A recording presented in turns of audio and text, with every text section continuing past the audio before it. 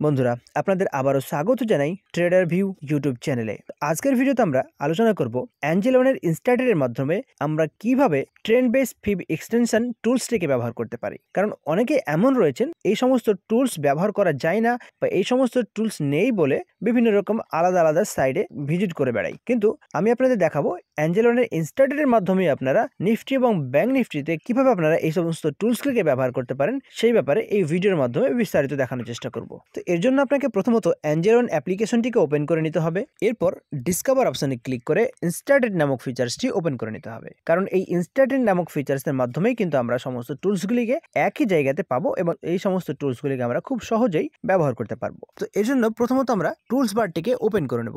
এই যে সাইডে আপনারা দেখছেন একটা অ্যারো চিহ্ন রয়েছে, এটিতে ক্লিক করে আমাদের টুলস বারটিকে অন করে নিতে হবে। এখানে দেখতে পাচ্ছেন আমাদের টুলস বারটি কিন্তু এখানে অন হয়ে গেছে। এবার আমরা এখানে যে থার্ড অপশন রয়েছে অর্থাৎ এই যে অপশনটি, এই অপশনটিতে ক্লিক করব। এই অপশনটিতে ক্লিক করতেই আপনারা এখানে দেখতে পাবেন ট্রেন্ড বেস ফিব এক্সটেনশন। এই টুলসটিকে আমরা ব্যবহার করা শিখবো, তাও আবার নিফটি এবং ব্যাংক নিফটি। তো চলুন এই টুলসটিকে ব্যবহার করার জন্য এর উপর আমরা ক্লিক করব। এর উপরে ক্লিক করার পর এই টুলসটিকে ব্যবহার করার যে নিয়ম রয়েছে সেটি আপনাদের একবার বলে দিই। যদি মার্কেট আপ সাইডে থাকে তাহলে আপনাকে প্রথমত একটি লো মার্ক করতে হবে, এরপর আপনাকে একটি হাই মার্ক করতে হবে, এরপর আপনাকে একটি লো মার্ক করে এর সোজাসুজি টেনে দিতে হবে। তাহলে আপনার ট্রেন্ড বেস ফিব এক্সটেনশনটি ড্র হয়ে যাবে। আর যদি মার্কেট ডাউন ট্রেন্ডে থাকে প্রথমত আপনাকে একটি আপসাইডে মার্ক করতে হবে, এরপর একটি ডাউন মার্ক করতে হবে, এরপর আরেকটি আপসাইড মার্ক করতে হবে, এরপর আপনাকে টেনে দিতে হবে। তাহলে আপনার এটি ড্র হয়ে যাবে। চলুন এবারে আপনাদের এটিকে প্র্যাকটিক্যাল করে দেখানোর চেষ্টা করি। তো এখানে আমরা দেখতে পাচ্ছি এটি রয়েছে লো, এখানে আমরা একটা ক্লিক করব। এরপর আমরা এটিকে টেনে নিয়ে গিয়ে সেকেন্ড ক্লিক করব যে হাই রয়েছে।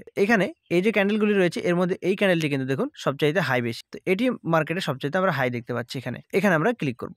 এখানে ক্লিক করার পর আমরা এই যে লোটি রয়েছে এই লো সোজাসুজি এটিকে আমরা টেনে দেবো। এরপর মার্কেটে কি হয়েছে আপনারা যদি দেখেন তাহলে নিজেরাই বুঝতে পারবেন। দেখুন এখানে আপনারা দেখতে পাচ্ছেন অটোমেটিক কিছু লাইন ড্র হয়ে গেছে। এখানে একটা লাইন দেখতে পাচ্ছেন আর এখানে রেড কালার দেখতে পাচ্ছেন, এখানে কিছু গ্রিন টাইপের কালার দেখতে পাচ্ছেন। এই কালারগুলির মাধ্যমে আপনাকে মার্কেটকে খুব সহজে বুঝতে সাহায্য করবে এই ট্রেন্ড বেস ফিব এক্সটেনশনটি। দেখুন যখন এই কালারের মধ্যে মার্কেট ঘোরাফেরা করবে তখন মার্কেট কিন্তু বেয়ারিশ জোনে থাকছে, আর যখন এই কালারগুলির মধ্যে চলে যাচ্ছে তখন কিন্তু মার্কেট বুলিশ জোনে থাকছে। আর এখানে যে লাইনগুলি রয়েছে এই লাইনগুলি কিন্তু আপনার অনেকটাই সাপোর্ট এন্ড রেজিস্ট্যান্সের মতোই কাজ করে। এই যে নিচে যে লাইনটি রয়েছে এটি একটি সাপোর্ট। তো এখান থেকে মার্কেট সাপোর্ট নিয়ে আবার উপরে যাওয়ার সম্ভাবনা রয়েছে। যেমনটা আপনারা দেখতে পাচ্ছেন পিছনের দিকে যদি আপনারা একটু দেখেন তাহলে বুঝতে পারবেন। দেখুন মার্কেট উপরে গেছিল, এখানে যে রেজিস্ট্যান্স ছিল সেই রেজিস্ট্যান্সকে ক্রস করে চলে গেছিল। এই যে এই রেজিস্ট্যান্সকে ভেঙে উপরে গেছিল কিন্তু সাস্টেন করতে পারেনি, ক্লোজ দিতে পারেনি, এই রেজিস্ট্যান্সের উপরে ক্লোজ দিয়েছে। এরপর মার্কেট দেখুন একটা গ্রেড ক্যান্ডেল তৈরি হয়েছে এবং এই যে সাপোর্ট ছিল এই সাপোর্টটিকে ভেঙে নিচে নেমে গেছে। কিন্তু এরপরে দেখুন একটা গ্রিন ক্যান্ডেল তৈরি হয়েছে, এরপর অর্থাৎ এই যে এইখানে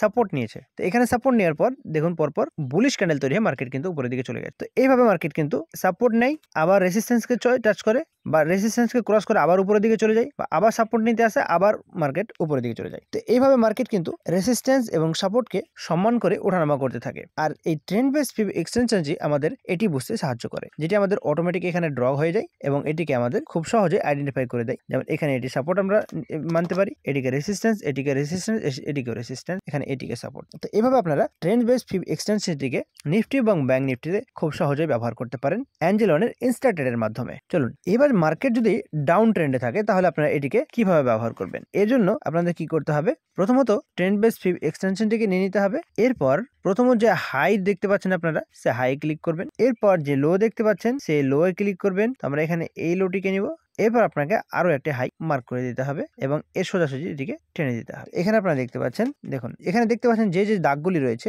এই দাগগুলি কিন্তু এক একটি সাপোর্ট এবং রেজিস্ট্যান্সের মতো কাজ করেছে। দেখুন মার্কেট নিচে নামতে নামতে নামতে নামতে এইখানে এসেছে, এখানে এসে সাপোর্ট নিয়েছে, সাপোর্ট নিয়ে মার্কেট কিন্তু আবার উপরে গেছে। এবার দেখুন কয়েকটি লাইনকে উপরের দিকে ভেদ করে চলে গেছে, আর এখানে এগুলি এক একটি রেজিস্ট্যান্সের কাজ করছিল। তো এখানে এইভাবে মার্কেট কিন্তু উপরের দিকে চলে যাচ্ছে। তো যখন আপনারা এইভাবে সাপোর্ট নিতে দেখবেন মার্কেটকে, তারপরে দেখবেন মার্কেট কিন্তু প্রায় উপরের দিকে চলে যাচ্ছে আবার। আর দেখতে পাচ্ছেন আপনারা এখান থেকে কিন্তু মার্কেট ধীরে ধীরে উপরের দিকে চলে গেছে। তো এইভাবে আপনারা ট্রেন্ড বেস ফিব এক্সটেনশনটিকে ব্যবহার করতে পারেন মার্কেটের আপ ট্রেন্ডে এবং ডাউন ট্রেন্ডে, এবং আপনারা বুঝতে পারেন মার্কেট কোথায় সাপোর্ট নিচ্ছে এবং কোথায় রেজিস্ট্যান্সকে টাচ করছে। তো বন্ধুরা আশা করি আপনারা বুঝতে পেরেছেন যে কিভাবে ট্রেন্ড বেস ফিব এক্সটেনশনটিকে অ্যাঞ্জেল ওয়ানের ইনস্টাটেডের মাধ্যমে আপনারা নিফটি এবং ব্যাংক নিফটিতে ব্যবহার করতে পারেন।